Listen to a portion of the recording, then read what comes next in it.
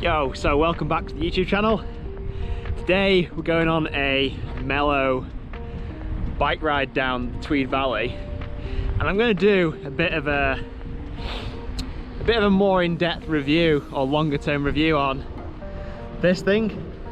So we're out on the Mythique today, 29er VRX Mythique. So yeah, I've done some videos in the past and they seem to go down pretty well, so I thought I'd do a bit of a more in-depth like look at the spec on the bike. And I've been riding the bike now for a few months, so I can give you a bit of a longer term review on how the bike is and stuff. But I mean, as well, look at the weather today. We're in Scotland.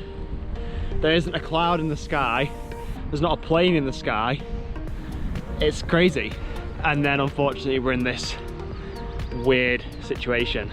We did a video a couple of months back about, you know, our first thoughts on the bike when we first unboxed them and stuff. So there'll be a link on the screen to that video if you want to check that out if you've not already seen that. But now we've had the bike now for a good few months. We've had a bit of time to put it through its paces, and it's probably a better time to make a video like this. So we'll jump into the spec and then we'll jump into some thoughts on how the bike rides.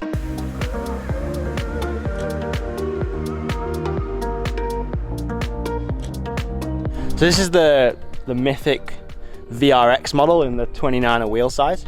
They do offer this in the 27.5 wheel size as well, and they've got three models of this. There's the VRX, the VRS and the VR, all different spec levels, but still I think the frame is still exactly the same across all the three models. The only difference is obviously the spec that the bike comes with. So on this bike we've got which I think the standout feature of the bike is the red Myithuque bomber forks. Like back when I was starting riding, Myithuque bombers were the fork to have. Like I thought they were the fork that you know, once you had those forks, your riding would just go to the next level. These are the air model. They do a coil model, which I'm always gonna, if I can, steer towards coil over air, just because I prefer the feel. But so far, the forks on this bike are, you know, I highly rate them. I think they're pretty damn good for, you know, for the price you pay for this model of bike. It's insane. So these are the Z2 bombers. They don't have that much adjustment on them, so obviously they've got rebound adjustment on the bottom of the fork. They've got low speed compression on here, so obviously you can adjust how firm the forks are just with a little simple dial. And then they've obviously got an air chamber as well. But to be honest with you, I'm not sold on forks that have got, or suspension in general, that's got so much adjustment. Like, it's just so confusing for even like myself. Like I'm quite particular about how I run my suspension, but I think now in a world of like complexity, simplicity is hard to come by. And when you've got a fork like this that just works and it's got minimal adjustment, you don't need high speed compression and low speed compression and low speed rebound and high speed rebound and all this other stuff to get 95% of the way there with setting your suspension up. Like, these are really, really good. So moving on to the shock, we've got a RockShox shock on here.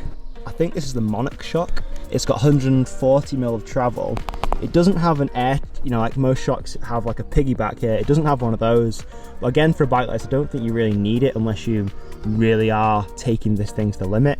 It's got an air chamber to obviously just your air pressure, and then just a rebound setting, which to me has been, you know, bob on. The one thing I will say about the shock is, depending on what kind of riding you want to do, that'll kind of determine whether this shock is for you or not. Like, as it comes out the box, yes, I'm obviously I am highly behind this bike. I think it's unreal. If, however, you want to start taking this bike to places like big mountain stuff, so I was even toying with using this bike as a test at an Enduro World Series event.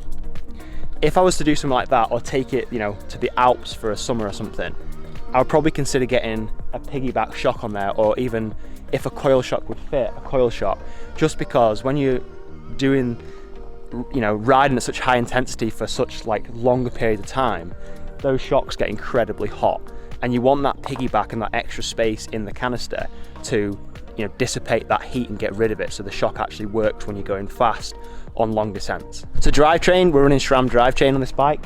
So it comes with the SRAM SX stuff, which is 12 speed. It's obviously not SRAM's top of the range stuff, but it's the stuff that is like, you know, it does what it says on the tin basically. It's got 12 gears, it gives you that mega range, and obviously if something does break, it's not going to cost you a limb to replace. So yeah, I mean, with the trickle down technology, that basically means, like, you know, 1 year a company would have a certain advanced technology they're bringing in, and then the following year that technology gets trickled down throughout the range of products that the brand would sell, and that's exactly what this is. So last year's SRAM stuff would have had this new technology in, and now it's obviously trickled down to the stuff that's come on this bike, which is awesome. It's probably not as good as the stuff that you would get where you're paying hundreds and hundreds of pounds for a derailleur, but like I said in the video where I did a review of the Summit, do you really want a £300–400 derailleur hanging off here at the lowest point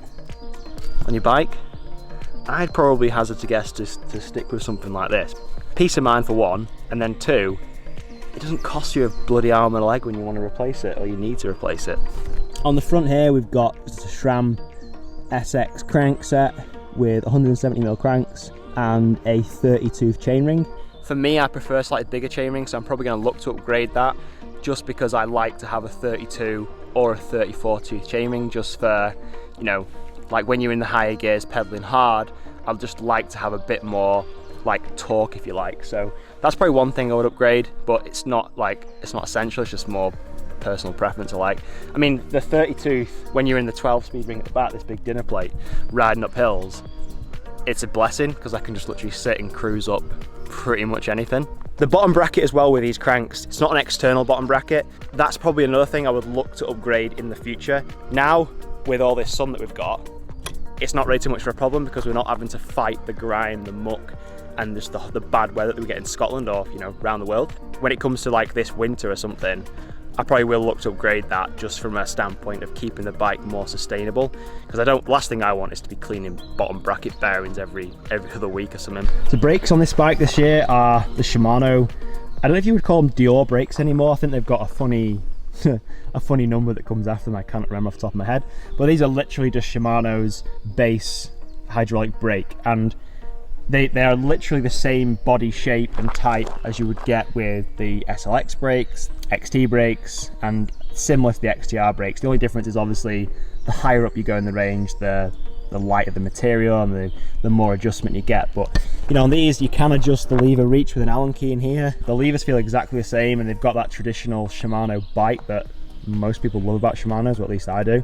We're rocking the 160mm rotors, and they've just got like 2 pistons, so pretty standard as far as that goes. If you're just in the UK riding trail centres and riding local stuff, 160mm rotors is going to be sweet. If you want to go big alpine style riding and you want to push the boat a bit further, I'd probably look at upgrading these to 180 front and rear, or even 203 front and then a 180mm rotor on the back, just to be on the safe side. So wheels, we've just got some 29er WTB wheels. Tyres, we've obviously, like with the Summit and the other bikes we've just upgraded the tyres just because #WTB. On the front we've got the 2.5 Verdict, so a big meaty tyre. On the back we've got the 2.4 Judge, both in the high grip, tough casing compound. So dropper post, that's just a Brand X Descend dropper post with 170mm drop on it. It's okay for my leg length. I would prefer like a 200mm dropper post, but I'm not too sure Brand X make those yet.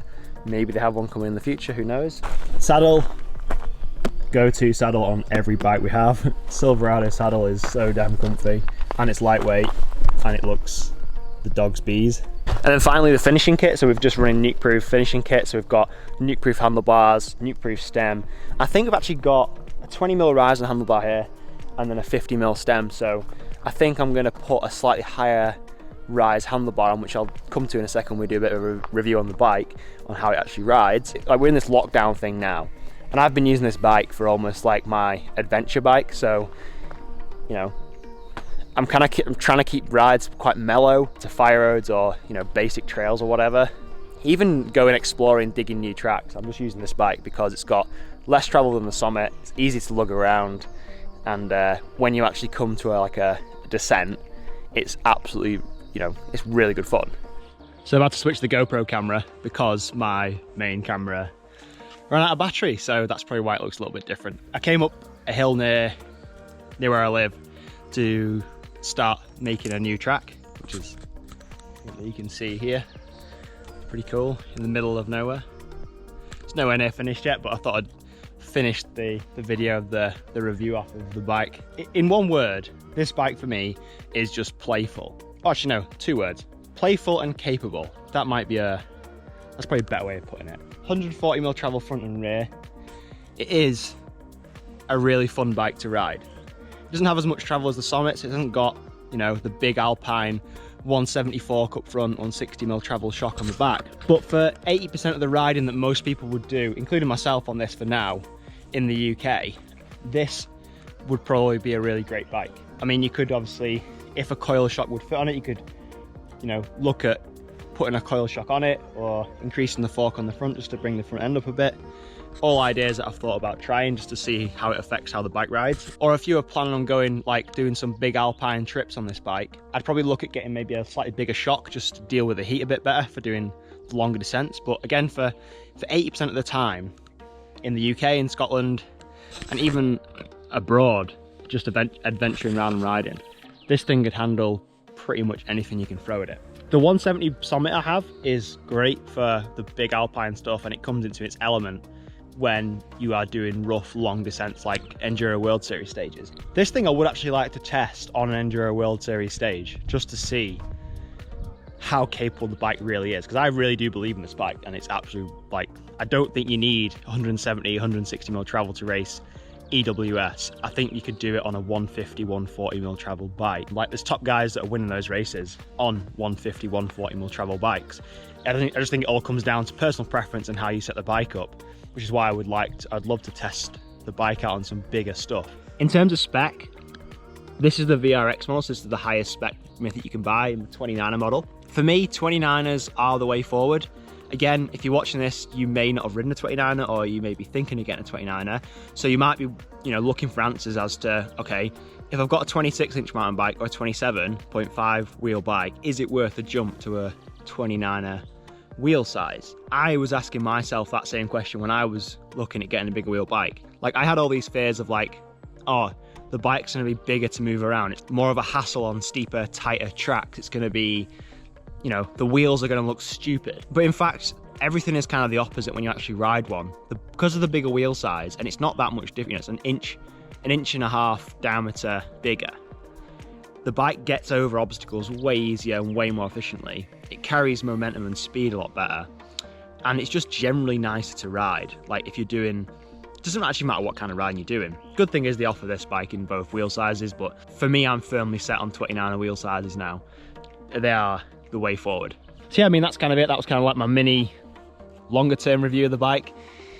I'm gonna like not waffle on too much and crack on with this track, because it's obviously not gonna dig itself. Got all this moss that needs bloody getting out of the way so we can actually ride a decent trail. But anyway, if you've got any questions about the bike, about Mythique, pop them in the comments below, and either me or somebody else will answer them for sure. I'll try and answer them to the best of my ability based on my experience. But overall, yes, of course I'm gonna be biased because we ride Vitus bikes, but honest to God, it's a really, really fun, capable and playful bike. So see you in the next video. Take care, and with all this weird stuff going on, stay safe.